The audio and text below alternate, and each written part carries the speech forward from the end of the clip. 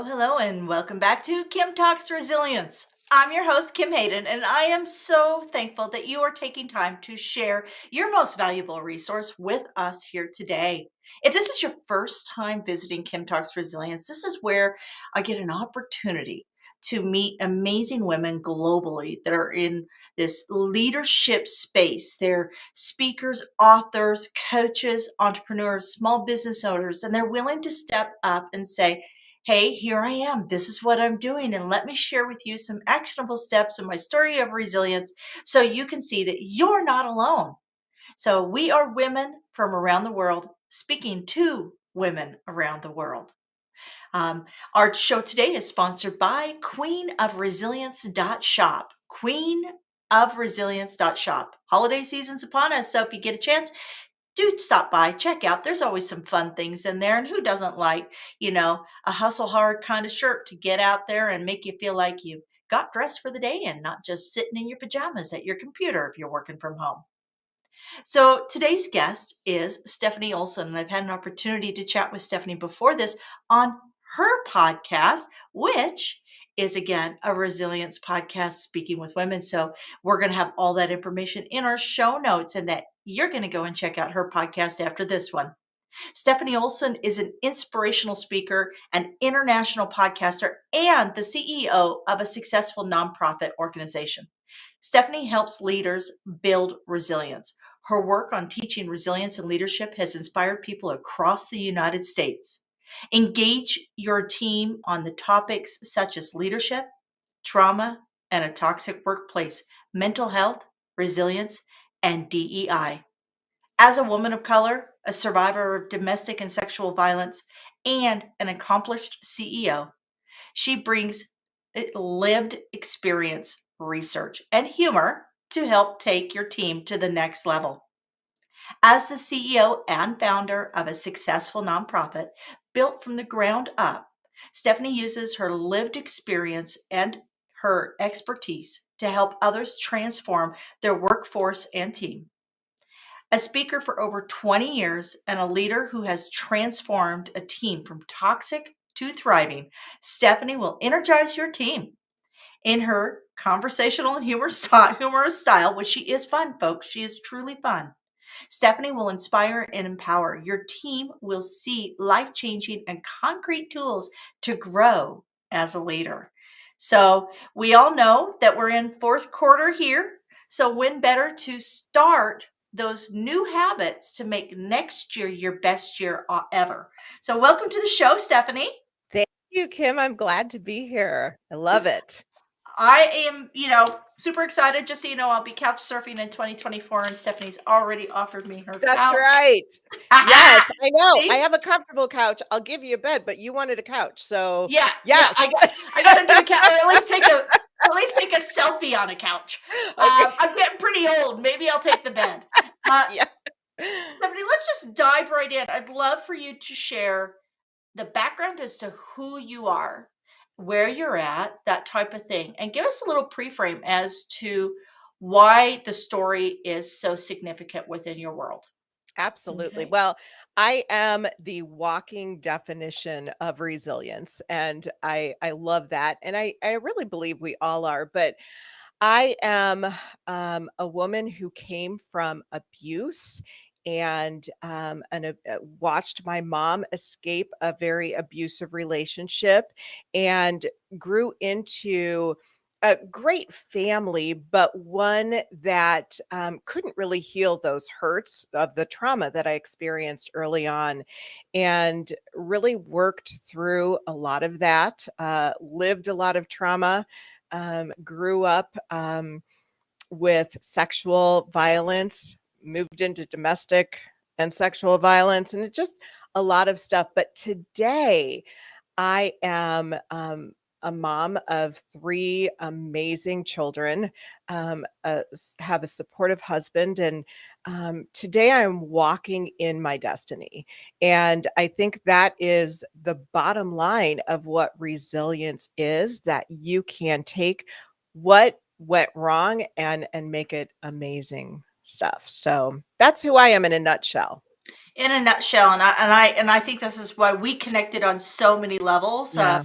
mom of 3 and having, being blessed to have a supportive partner, 'cause I Right. I know what the other side feels like. I do too. It's not So good. no, it's not. It's not.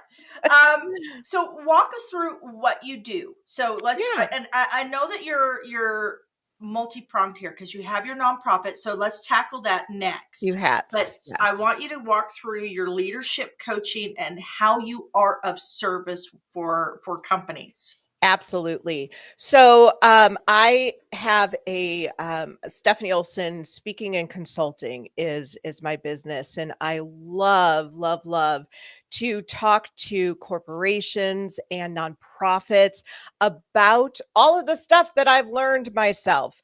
I personally started 2 nonprofits and have really learned about leadership and how to take a toxic team. I know that was in my bio, but really how to take a toxic team and really make it a team that is doing incredible work, is thriving both personally and professionally, and how to really empower a group of people to be strong leaders in the workforce. And I think that is the key of what needs to be happening today. And so I do a lot of trainings.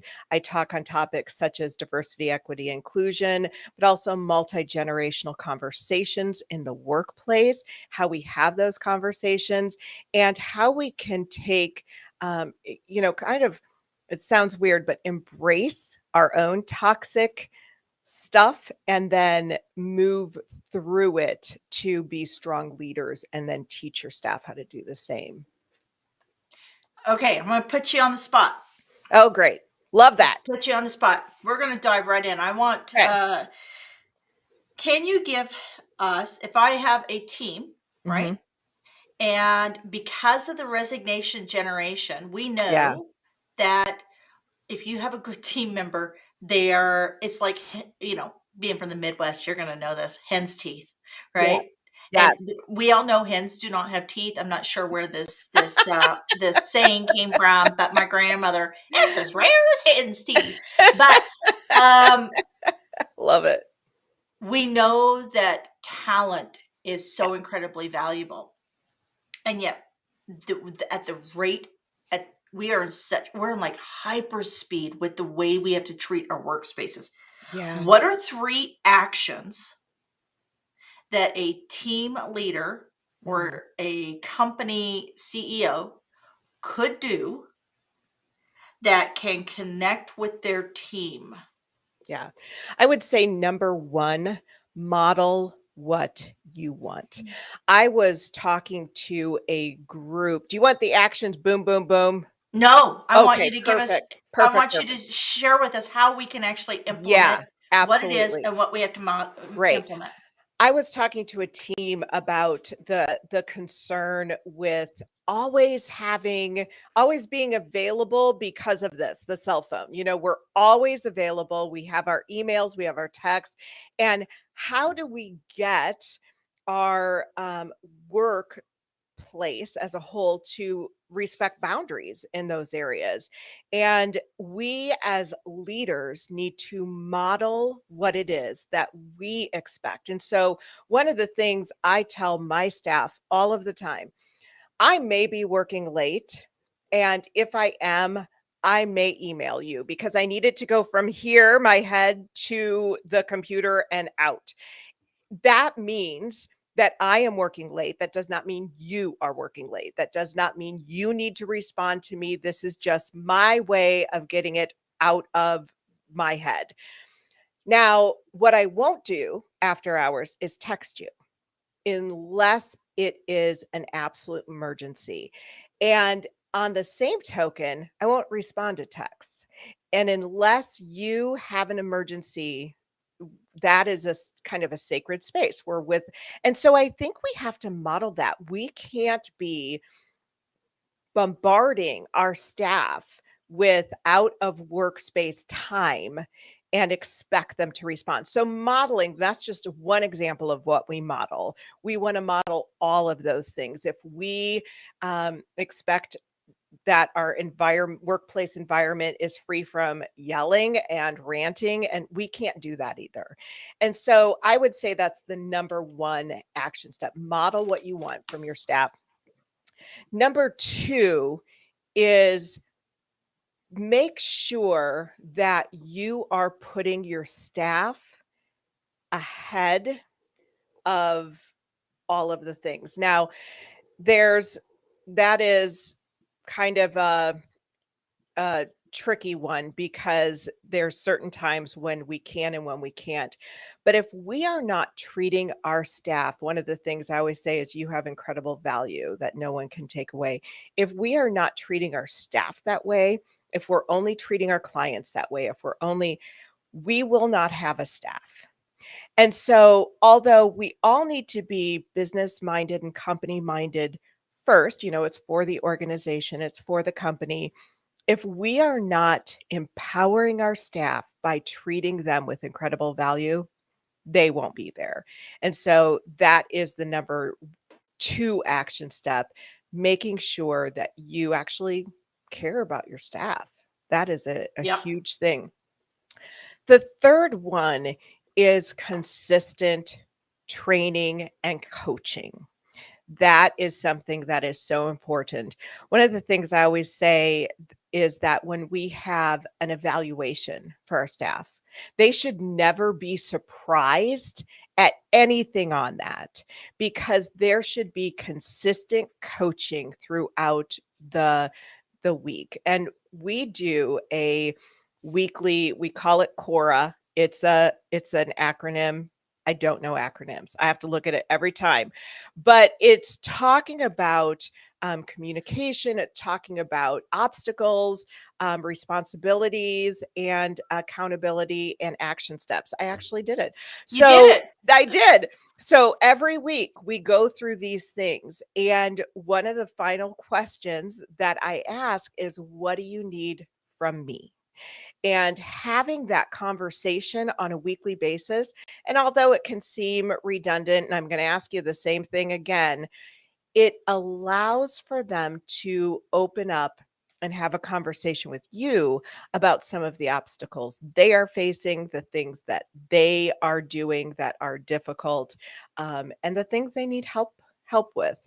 And then I know this kind of aligns with three. I know you said three, but one of the things I know I'm bad at that. One of the things though that we do at our meetings, and I absolutely love this, is we do what is called a proud moment. And I stole this from a coach that I interviewed on my podcast, and Alyssa Cox, and she was amazing.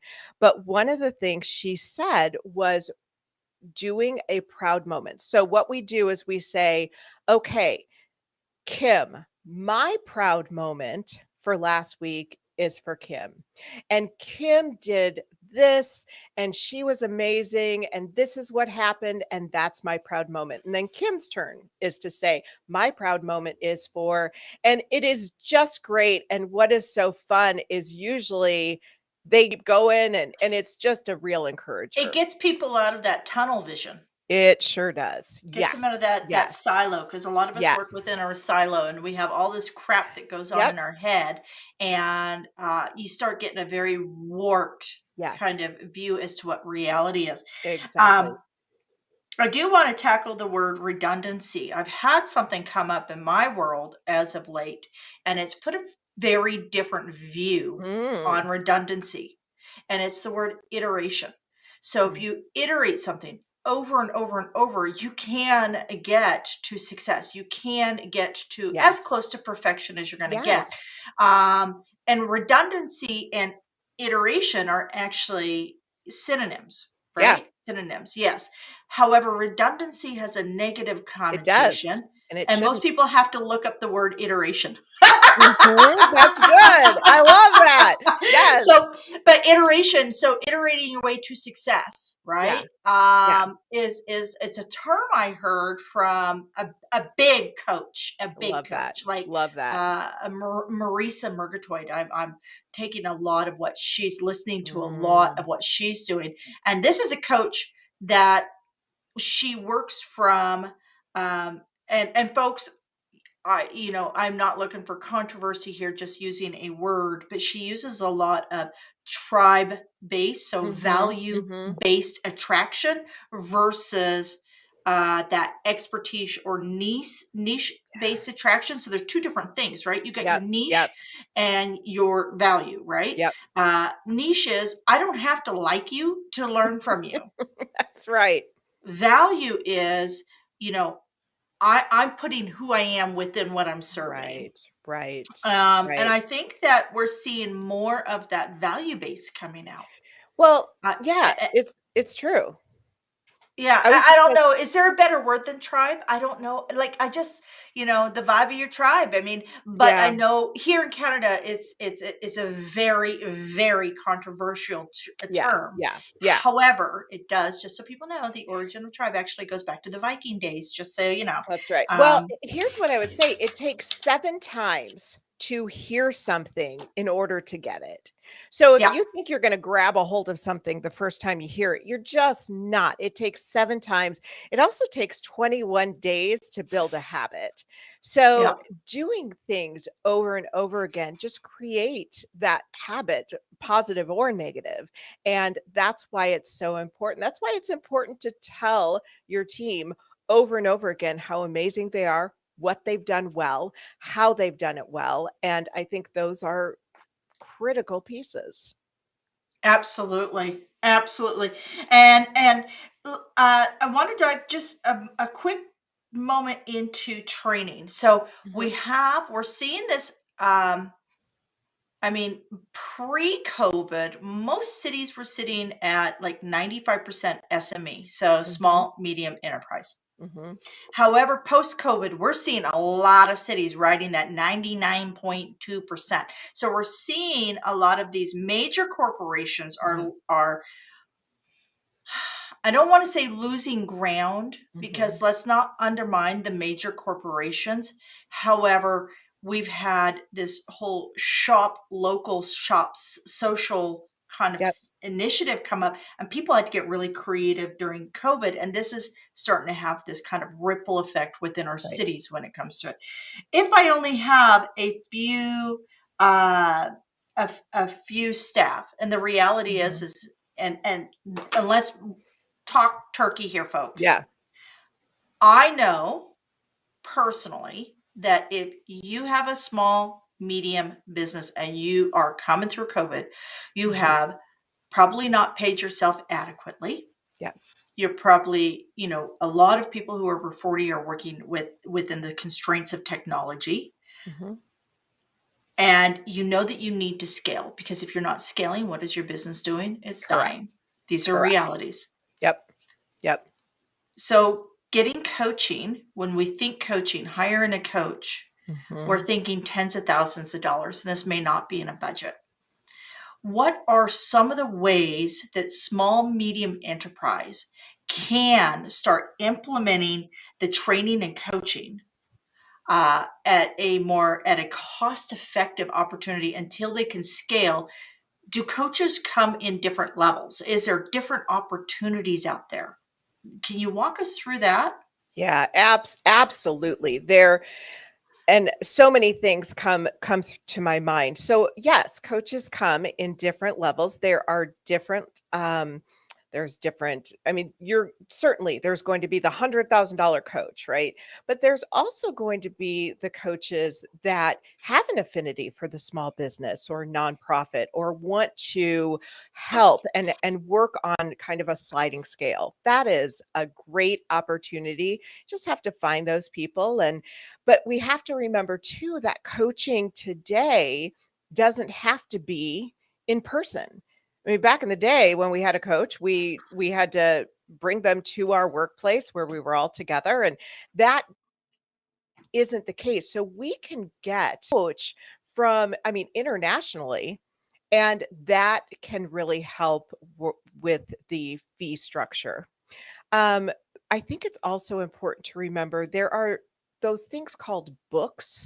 Do you remember those? They have pages and stuff like that. There are some incredible incredible books on leadership, on building a team that you can do as almost a book study with your team. So everybody reads a chapter and then you come together. Now, here's what I will say: you may not to invest finances if you are a small business leader, but you have to invest time. You have Yep. to invest time in your staff, in growing them, and in leading them to the next level. That's not easy to do. And if you are a small business owner, you're probably doing a lot of it yourself. But Mhm. that time that you invest in your staff is long term and Yep. is going to leave the legacy that you need. So I think there's a lot of opportunities with books and studies that way. But YouTube, I mean, let's face it, YouTube has a lot of stupid stuff, right? But a lot of incredible knowledge out there with coaches and leaders. And so finding those resources that aren't going to cost an arm and a leg, but that do some of those incredible things that you need done with your team. I 100% agree that there resources are out there. Yep. I mean, how do you get the Olympics? You always have to coach. Every Yeah, right. every coach, every person I've spoken to that is actually moving forward in their business has a coach. And these Literally coaches, everyone. everyone, Yeah, everyone. I have yeah, yet to meet somebody who is pushing to the next level without somebody. yep. Um, Erica Weeb, who is one of my favorite people here in Calgary and in Canada, truly an amazing human being. She is a gold medalist female wrestler, Love that. and the coach she went to the Olympics with, that she won her gold medal in Rio, was smaller, and she could definitely take this dude because she's running around with her gold medal, the flag, and him on her shoulders. You That's know, fabulous. I love that. sometimes somebody doesn't have to. Sometimes it's learn they shine. It's that side door coaching, right? Yeah, Sometimes you learn just through observing. Sometimes right. they're able to identify and see things where you could actually excel. And in small Yeah, businesses, we can't expect our staff to have the same passion and drive no. for our business. And I think that's the biggest challenge, is Yes. that these small business owners, um, they hire somebody in and that person's not doing as much as them, so then they feel like they're not, and the reality is they're not going to. They're not, and they're not gonna have that same drive and same passion. That is just this may just be a job for them, and you know what? That's okay. And so it's learning how to lead someone in that way, coach them in that way, understanding they have no desire to take over your business when you move on. And so I think that is an excellent point that you make, Kim, because we have this expectation that everybody is going to perform the way we do, look at it the way we do, and it's just not the It's case. not going to happen. Yep. Not going to Yep. happen, folks. Yep. I personally have had Yeah. I personally have gone through this, and Yeah. have been personally disappointed, and really the disappointment was not into the under the other individual. They Nope. did what they were hired for. Exactly. Part of it comes in leadership. A lot of us are great doers. We're not great delegators. Yes. And yeah, I Yes. do Yep. want to I do want to dive a bit into your nonprofit. I want to talk a little bit about this. I hear a lot of people talking about, I'm going to set up a nonprofit. Now, Don't. I have actually said this myself, yet I have said I'm not doing this unless I have a partner that is an expert in this, Mhm. because I think it's opening a Mhm. lot of issues up. Walk me through your nonprofit, what you have as a nonprofit, and the kind of the three key things that you learned along the way. Only 3? I can Only only talk about 3? Oh my gosh. Well, so my nonprofit is called the Set Me Free Project, and we do prevention education on human trafficking, social media safety and healthy relationships. And so we actually have a curriculum from kindergarten through college age for youth, and we go into the schools with that curriculum. We train educators, counselors, social workers on how to give that curriculum to their students and really make a difference on protecting those youth as to what trafficking really looks like, what it doesn't, and how they can stay safe. And then we educate personally. We love to educate via webinars and in person industries of every facet of the community because, of course, medical, law enforcement, all those places see human trafficking, but so do salons, so do coffee shops. So that is what we do. And we definitely talk to youth and parents about social media safety and healthy relationships because they're all linked. Mhm. But I would say that when so interestingly enough, I'm not sure I had a passion for human trafficking per se or countering it. I had a passion for youth, and I had personally been working in the area with women in sexual and domestic violence and addiction. And I had been speaking to youth on healthy relationships going into the schools. What I realized is there were a lot of great things happening in the area of human trafficking, counter trafficking. So, on the recovery, on the restoration side, on the reactive side, but no one was preventing it. Nobody was talking to the targets of the trafficker. And that's really how I got started. I saw a need and I filled it. But what benefited me as a nonprofit CEO, and I think this is the key, I was more business minded than passionate. And you have to have those 2 things. This is why this is my consulting piece. When I consult nonprofits. And how do you set up a nonprofit? Should you even start a nonprofit? What does that look like? What's your passion? What do we do with that? Because so many people are passionate about a topic. Yeah, I'm a domestic violence survivor. I am not anyone who should start a domestic violence shelter. That's not what I should be correct. doing. And so many people think, I'm passionate about this topic. I'm going to do this. And that's great. But you have to have a tremendous amount of education. And now I'm not talking necessarily even schooling, I'm talking about education on best practices, education on trauma, all of those things that Oh, are involved in that. yeah, Yeah. and tax code and Oh, and the like legalities. the Exactly. legalities, Yeah. Yeah. Because because you're it's, working with vulnerable people. yes, Most charities are situated around the vulnerable. absolutely. The vulnerable, the marginalized. Yes. So you Yes, gotta know what you're doing. absolutely. I mean, and Yeah. I've thought about it, but I come at it from a business side of things because Yep. I've done 22 years of real estate. And I'm like going, I don't want to counsel any of these people. I Yeah. just know that I need to set up a space so the right people can come in and counsel. Oh, I And love it's that. like, I need to know how to make money and make sure it floats because nothing is worse. And I've seen this personally. Somebody starts a nonprofit, you get a couple families engaged, Hmm. you're serving people, they come to count on you, and you can't keep the doors open the next year because you're I constantly yeah. out selling the concept. I Talk think to me a little most bit around the nonprofit money. Yeah, I think most nonprofits fail within 5 years. And I do think there's this mindset in nonprofits that, well, everybody is going to be so passionate about what I'm doing. They're just going to give, give, give.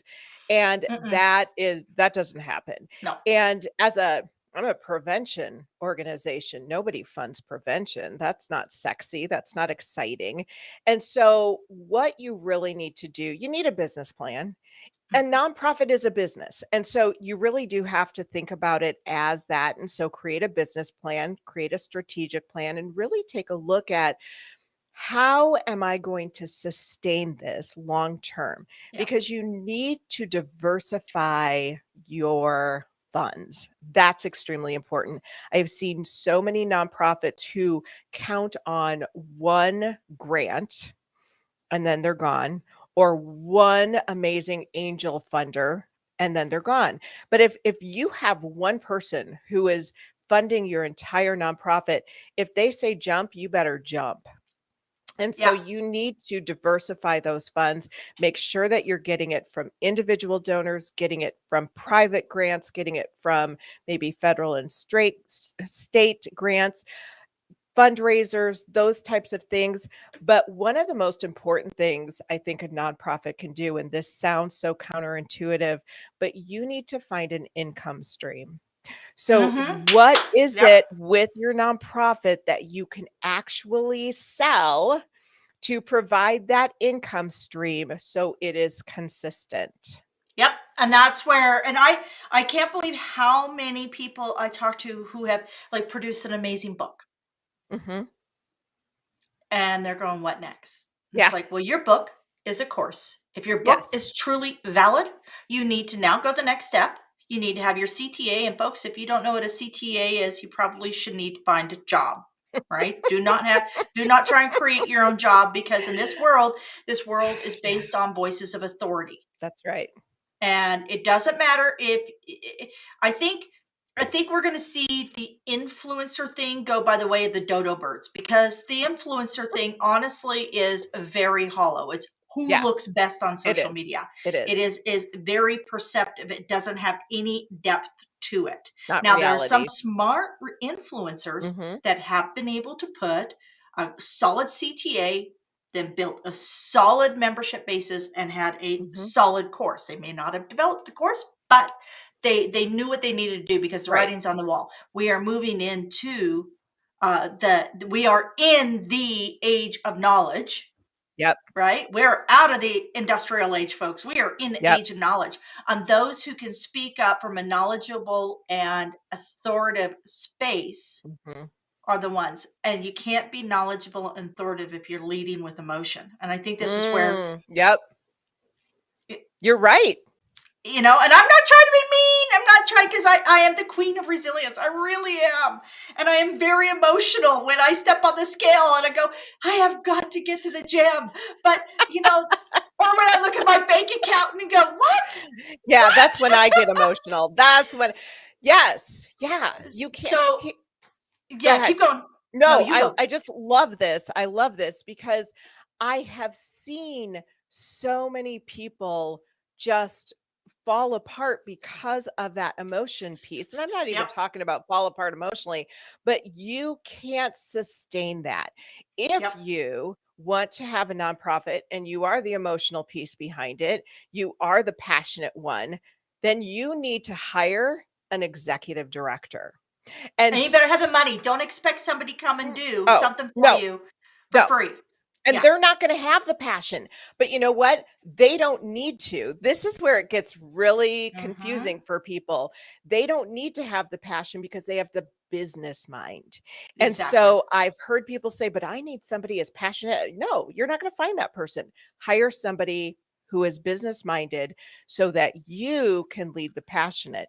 But so many people like, "No, but I want the glory. I wanna be the executive director. I wanna." You don't. You Then you're don't. not in it for the right You're reason. not in If it for the right reasons. you're Yep. not in it for the right reason, if you're not in it to serve the purpose of, Correct. who you're trying to help up and Yeah. elevate, Yeah. uh, then it's not for the right And reason. you may not be the best person to lead the organization, and that's what you need to find out, which is why I counsel for lack of a better word, go serve at a nonprofit that you are interested in. Don't reinvent the wheel. If there is already a nonprofit doing this and they're doing it well and they're serving the community, don't start another one unless there is a need for another Yeah. one. Go volunteer, go work for them, find out what they're doing, and then go from there. I think that's another important piece, which is why I always start with, "You wanna start a nonprofit? Don't." Yeah, exactly. Yeah. Know what you're stepping into. Let's. This is the part where we're going to get into.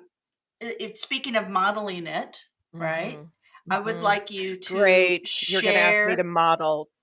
Yeah, I want you to share your story of resiliency, that Yeah, without that moment of resiliency in your life, you would not be here having this conversation. yeah. And folks, before we get into it, hold on. Be sure that if you're enjoying this conversation, like, subscribe, comment, and share. I just like to throw that right in the middle of the show, folks. Love Please that. like, subscribe, comment, and share. All right, Stephanie, I want that moment. Yeah. You know, I was thinking about regret the other day and how many things in our life that, oh my gosh, I regret that I did that. I regret that I did that. But we need to learn how to move from regret to renewal. I think that's a really important thing. And when we're talking about something like our life and we're talking about trauma, maybe, or we're talking about, if we're talking about something like nonprofit, that's what it's all about. I could regret everything that went on in my life, but I wouldn't be where I am today. And so I was born out of abuse, had a very abusive, physically, very abusive biological father who my mom escaped when I was only a year old. So I didn't even see the abuse consciously. Like, I don't remember any of it. But that trauma that affects our life from 1 to 5 is so critical, that those kind of things that happen to our development, it is overwhelmingly critical. And it was a very traumatic childhood. My mom escaped that relationship with we lived with my grandparents for some time until my mom met and married my dad, who adopted me, which was wonderful. But the abandonment of my biological father was so strong. I was own father doesn't love me, I must not be very lovable. If my own father doesn't think I have worth, I must not be worth anything. And so that really that trauma revisited me all of my life, and I went through years of eating, trying to take control. I became an alcoholic, just really trying to numb that pain. I spent a lot of time in really unhealthy and bad relationships. And through some of that, I went through sexual violence where I was raped several times between high school and college. And it is overwhelming what those things can do, even if, and this is what's so fascinating, even if you don't even recognize it to be what it is. And then I married a very abusive man and went through some physical, but mostly a lot of emotionally and verbally abuse. And then, by the grace of God, I was able to come through that. Met and married my current husband, who's amazing, and went through a journey of healing from the eating disorders, healing from the addictions, and healing from that trauma and pain. But it was out of that that I started doing what I'm doing, and I started years ago. I started another profit early on that was really, very specific towards women and sexual and domestic violence, um, and just really living a life that is victorious, living a life that is a life that recognizing your own value, your own worth, and not finding it in a human being, not finding it in that person. So it is through that trauma that I'm doing what I'm doing today. If it had not been for that, I wouldn't be where I am right now.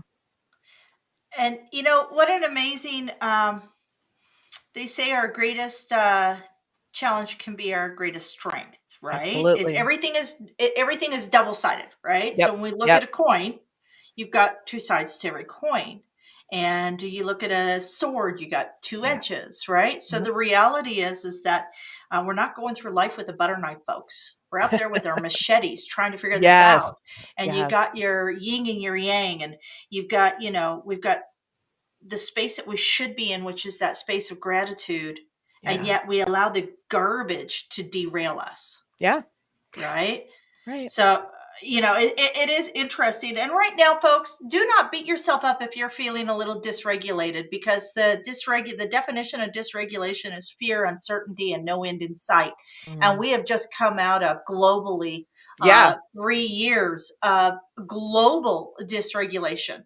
Um, so, every day is a fresh day. Every day you It take a is. breath is another opportunity, and And I give think it's a yourself grace. yes, that is it. I think it's important to recognize that we all have trauma.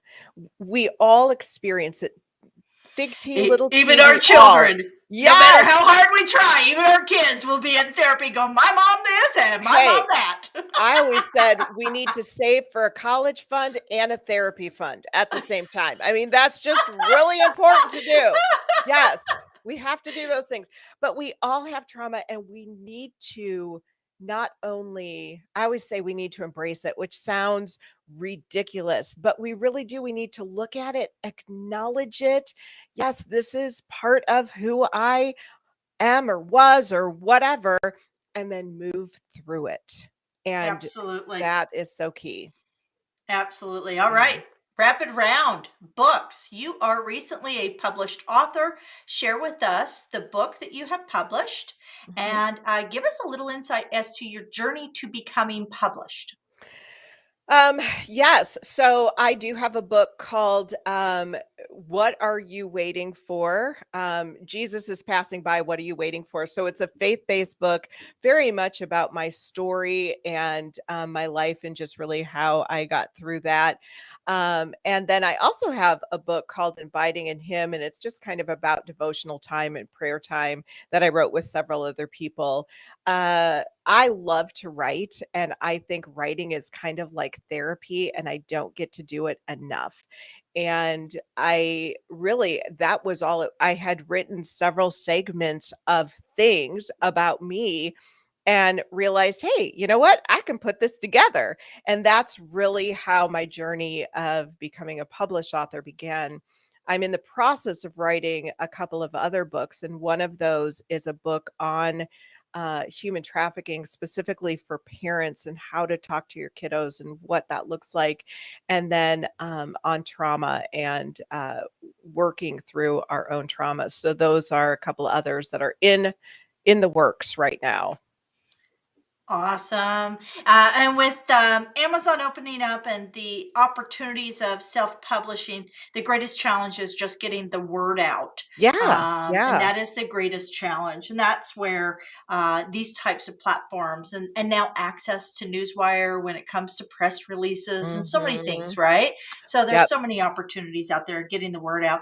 And the beauty of this is that the public, which you're always on one side of the coin. You're either the Yeah. public or the personality, right? One of Yep. the side, Yep. one or the other. And we're always, in both spaces, most if you're doing a book or something like that. Yeah. But the beauty of this is the public no longer is relegated to a few Mhm. leaders. They now have many leaders that they can find Right. the voice they align with. And that's the beauty. And I I love and I that. encourage everybody out there, find a voice. It doesn't have to be the biggest influencer on Yeah. Instagram. Find the voice that speaks to you. And Right. remember, as you grow, you will be finding different people and different voices that fit within that space of your life and Mhm. can help you level up and I then love go it. to the next. So it's always that hand up, right? Where can people find you, Stephanie? Can you walk us through your socials? Yes, I would love to. Well, the best place to find everything is my website at stephanieolson.com. And that you can find all of my socials. I'm on Facebook. Stephanie Olson Speaking is another place you can find me with Facebook and YouTube and Twitter and all the things. And so that's the best place to find me. If you're looking for my nonprofit, that is setmefreeproject.net. You can also find that on my stephanieolson.com website. But I am really just everywhere. LinkedIn, find me. Yeah, LinkedIn's my I favorite love place LinkedIn. Yep. also. They do a really good job over there keeping things balanced. I have to I Yes. have to give the LinkedIn crew a credit there. Yes. Um, what is a book that everybody should, or what is a quote that inspires you? We already did books. Yes. Sorry. So we were talking about quotes and we were talking about Walt Disney quotes. And I actually have several. And so and he is I just love quoting Walt Disney because he's got so many quotes because he you know Yep, suffered and came back. But I found this quote, and I'm not sure if this is the quote. I don't think this is the one I shared with you, but that's this okay. is one of my favorites too. Everyone falls down. Getting back up is how you learn to walk. That's Walt Disney. And I think that is fantastic because and that's what resilience is. We all fall down. We are not arrived. And and when you think about a toddler who is learning to walk, they're going to fall down over and over again, but then they get back up and they walk. And it's just this process, this journey of growth. And that's what it is for us all of the time. We are going to be we're going to be doing great. Things are going well. Boom, we fall down. It's the getting back up that makes us resilient. And the more you do it, folks, the easier it is to get back up, Yeah. Yeah. or the faster you will ask for help. Yes. You know, the Yes. faster you release the shame Yeah. and you embrace those who do believe in you and do support you, Yeah. the faster you move forward. Absolutely. Shame is a real thing, and I was talking to someone last week about it, and I was like, "I just don't have time for shame. Just don't Yep. have time for shame." And Brene Brown made an entire career on Yeah. how to release your shame, folks. So Yes, she did. it's not just us talking about this. So, again, folks, it is simply model it. So, model it, communication, expectations, set that up front, prioritizing your staff. And I know this can be Mhm. hard because this is a chicken and egg kind of thing, but I know you got to do your job, but make sure that they know that they are Yeah. seen, heard, Mhm. and valued. This is what people Yes. truly want. And coach up. Coach up. If you don't have money to hire a coach, get some great books. A really great one is Bob Burg's Go Giver. Mm. It helps everybody understand that when we're having a conversation, we're having conversations over here, we're having conversations over here, and there's more to this conversation than Yes. what we're hearing, seeing, or delivering. And as soon as we understand that, we can step out of the silo, out of that echo chamber, and we can move forward together. You got this. You got this. Stephanie, thank you so much for Thank joining me you. today. I loved Uh, it. Excellent. You know what, folks? This is it for me today. It's Kim Hayden with Kim Talks Resilience. And if you ever feel that your resiliency is lagging just that wee little bit, be sure to listen and lean into our resilient community. And you can pop over to resilientgift.com, resilientgift.com.